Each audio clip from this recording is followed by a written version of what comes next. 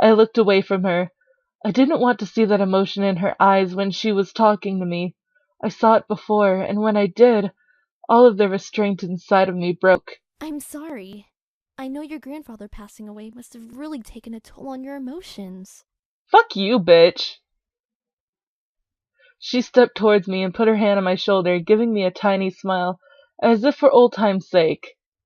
But for some reason, I didn't feel comforted at all. Not that I was just angry at her, but the expression on her face when she leaned in close to me, contorted into something complex.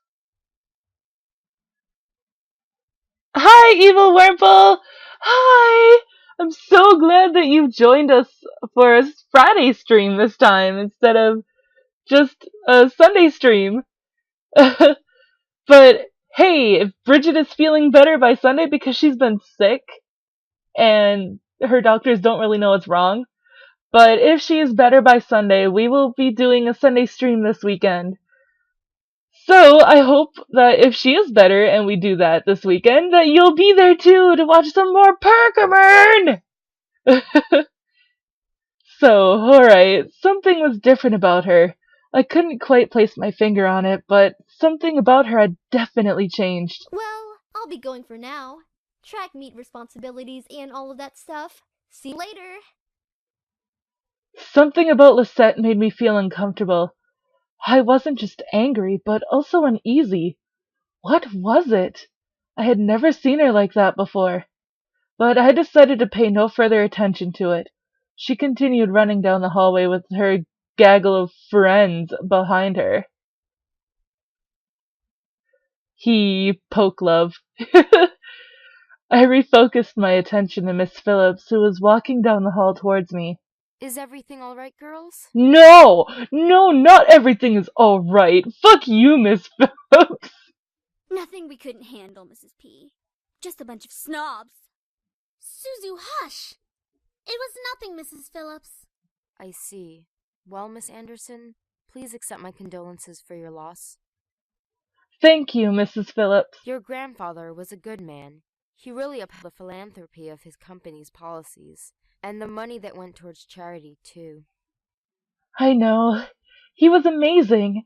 I really looked up to him and I want to be as good as he was. Well, I know that you'll be as great as your grandfather. Aw, thanks, Naomi. Hell yeah, she will. She'll be 10 times better than her grandfather. Okay. Would I? Would I really be better than my grandfather? Everyone seems to have high expectations for me. I wanted to do my best and make my family proud, but to be better than my grandfather? I wasn't sure about that. Okay, making sure that my mic was still where it has to be. Okay. From outside the school window, I saw a familiar blue car pull up to the curb. Undoubtedly, it was my father in the driver's seat. Oh, my ride's here. Well, I guess I'll see you both tomorrow. Want us to come with you? Oh no, it's okay. I'll be fine. See you. Hey, Dad. You bitch. Hey, honey.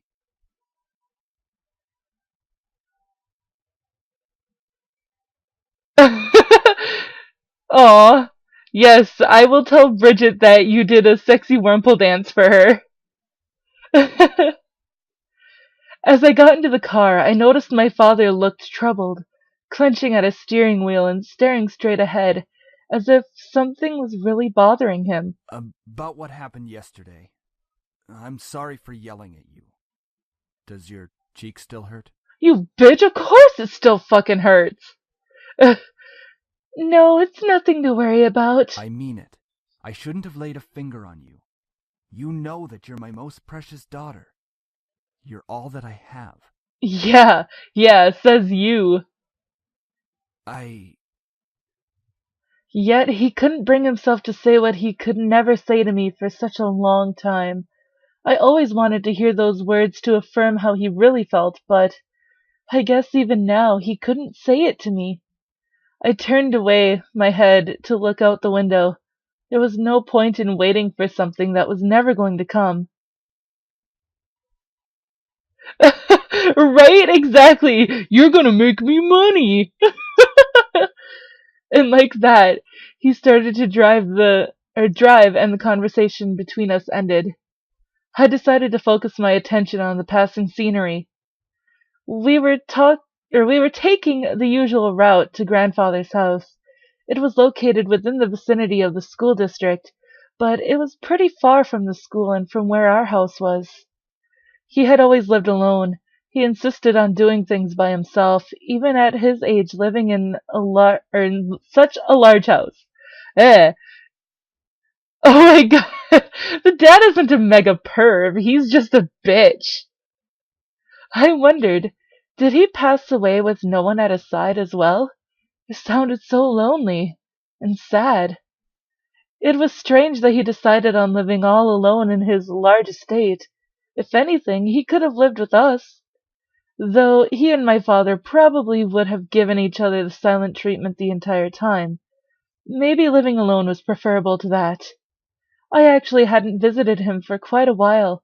Visits to his house were most frequent when I was a child, and I had grown up long since then. The last time I visited, though, I thought he looked just as he usually was, happy and healthy. But things change. In the back of my mind, I knew that he would have to leave one day. It wasn't like humans could live forever. So, why did my heart still feel so heavy? The car ride was mostly spent in silence until he spoke up again. How was school? Maintaining your grades, I hope. Yeah. I've been trying my best as of so far. Trying?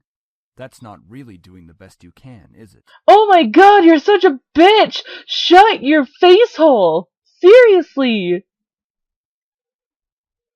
With my father, only some words I said were filtered through his ears. It was difficult to keep up a conversation without eventually talking. I cannot read tonight, apparently.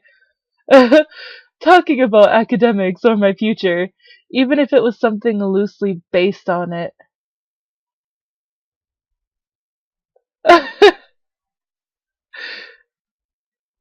Right?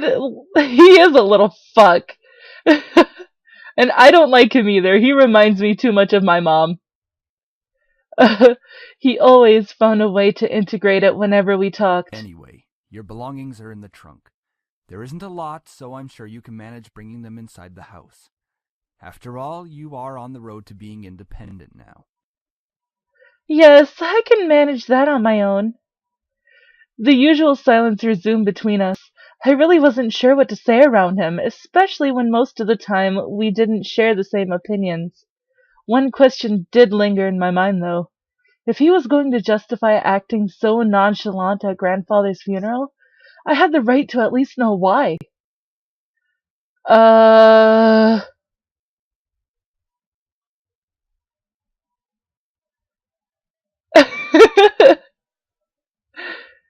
It's okay.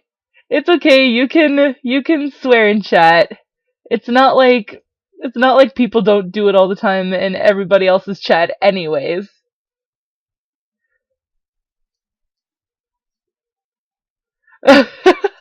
Should we leave it alone or should we try again?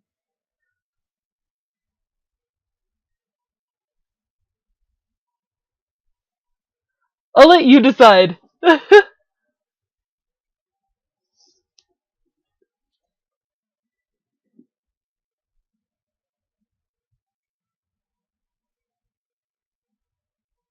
What do you mean kill? Oh, try again to kill. Okay, we'll try again. Say, Dad, about you and Grandpa. We are not talking about this. Oh, shot down right away. Well, fuck you. I feel like we should be, because Grandpa did leave us yesterday, so... I wouldn't care if he had left even long before that.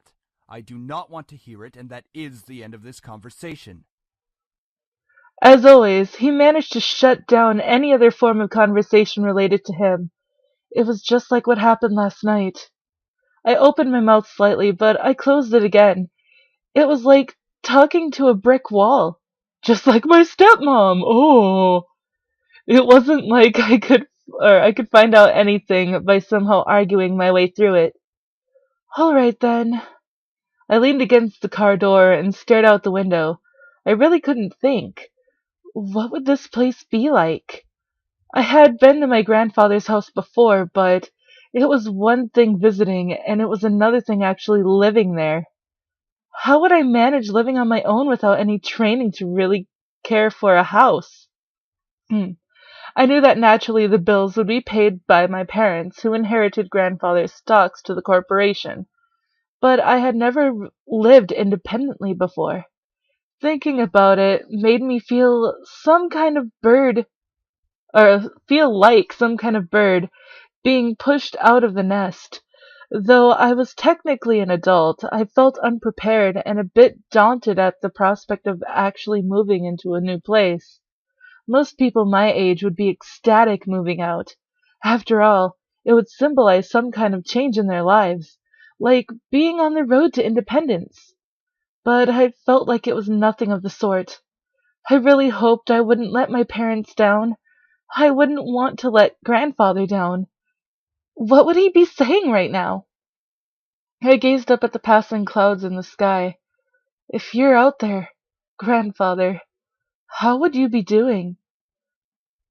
Ugh! Stupid update thing. Ugh. Would there be anything you'd want to tell me at this moment? And of course, no answer. What was I doing? Searching for an answer in a heaven that would or would not exist? I ducked my head to stare at the blur of trees and cars from the car window. My head was definitely going into the clouds there at that moment. Either way, I found myself being driven off to my new home. Oh, well that's kind of cute, I guess. The car rolled to a stop, and I drifted out of my thoughts. Here we are. Go on in. All right, tell Mom I love her. All right. Yeah, as if you're gonna tell her that, you bitch. I love you, Dad. No. Make sure to come by and visit us often. No, I'm going to miss you lots. Nothing other than a blank stare. I paused a bit before reaching for the car door handle, waiting for any form of a goodbye, but he didn't speak again. I sighed and exited the car. Hearing my dad pop open the trunk, I saw the 2 large bags I packed last night that were large enough to carry only the things I needed. I took them out, placed one bag on each shoulder, and closed the trunk. Wait, let's see.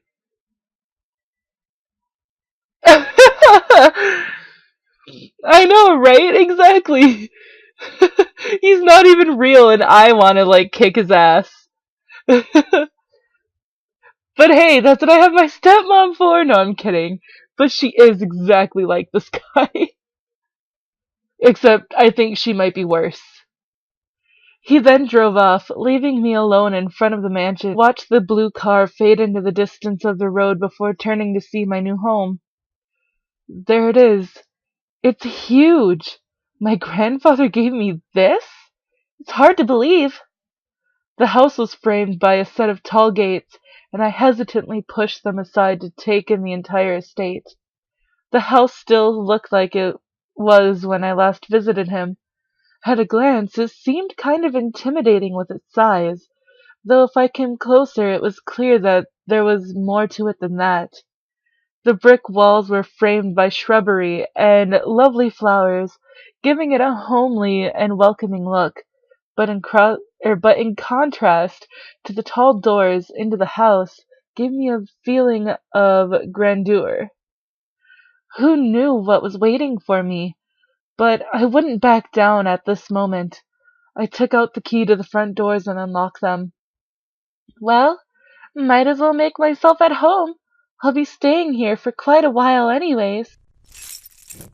That's when I saw them. Oh no! Oh god! Ugh!